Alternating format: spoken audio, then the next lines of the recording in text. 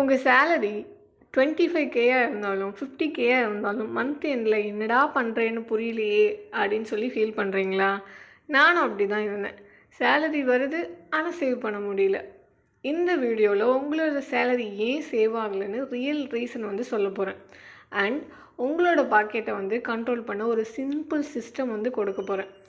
சேலரியோட first week என்ன பண்ணுவோம்? Treat, shopping, food அப்படின்னு சொல்லி ஒரு 5000 காலி பண்ணிவிடுவோம். அமேசான் கார்ட்டில் இருக்க 4 ஐட்டம் அப்படின்னு சொல்லிட்டு மந்த்லி பட்ஜெட்டில் அட்ஜஸ்ட் ஆகிடும் அப்படின்னு சொல்லிட்டு கன்வின்ஸ் ஆகிடும். ஜஸ்ட்டு ஒரு 100 ரூபா தானே அப்படின்னு சொல்லி ஒரு 15 டைம் யூஸ் பண்ணால் எவ்வளோ வரும் தெரியுமா? 1500 ஆகிடும்.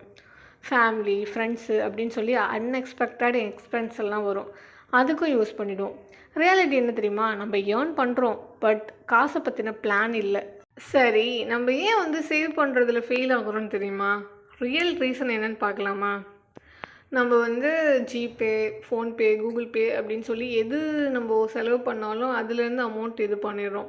கையிலேருந்து யூஸ் பண்ணி பாருங்களேன், அமௌண்ட் எங்கே போகுது, எவ்வளோ வருது அப்படின்ற மாதிரி தெரியும். அதே மாதிரி இன்கம் வந்து இன்க்ரீஸ் ஆகும்போது எக்ஸ்பென்ஸும் அதிகமாகிடுது. இப்போது இன்கம் இன்க்ரீஸ் ஆகிடுதுன்னா ஃபஸ்ட் மந்தில் வந்து பஸ்ஸில் போவோம், நெக்ஸ்ட் மந்தில் கேபு, இந்த மாதிரி ஆஃபர் பார்த்த உடனே வந்து ஸ்வைப் பண்ணிவிடுவோம்.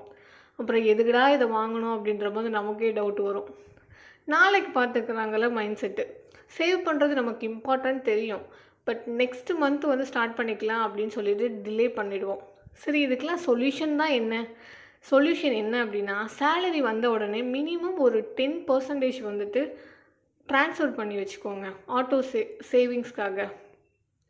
50, 30, 20 அந்த பட்ஜெட் ரூலை வந்து யூஸ் பண்ணுங்கள்.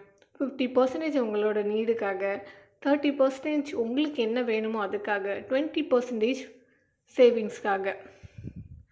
ஆப் யூஸ் பண்ணி உங்களோட அமௌண்ட்லாம் எங்கே போகுது அப்படின்னு சொல்லி ட்ராக் பண்ணுங்கள். டார்கெட்டாக வச்சுக்கோங்க. Phone, travel, emergency fund. அப்போ தான் சேவிங்ஸில் பர்பஸ் வரும், மோட்டிவேஷனும் வரும். ஒரு ஏடிஎம்மில் வந்து 3K எடுத்து வச்சுக்கோங்க for weekly expenses. Card use பண்ணாமல் கேஷை நீங்கள் ஸ்பெண்ட் பண்ணிங்க அப்படின்னா ஓவர் ஸ்பெண்ட் ஆகாது. ஸோ ஃபைனலாக என்ன சொல்ல வரேன் அப்படின்னா, சேவிங்ஸ் பண்ணுறது ஒரு மாதிரி டயட் மாதிரி தான். சின்ன கண்ட்ரோல், டெய்லி ஹேபிட். ஒரு சிஸ்டமை வந்து செட் பண்ணிங்க அப்படின்னா உங்கள் சேலரியில் ஒரு போர்ஷனை வந்து உங்களுக்காக கண்டிப்பாக நீங்கள் சேவ் பண்ணுவீங்க.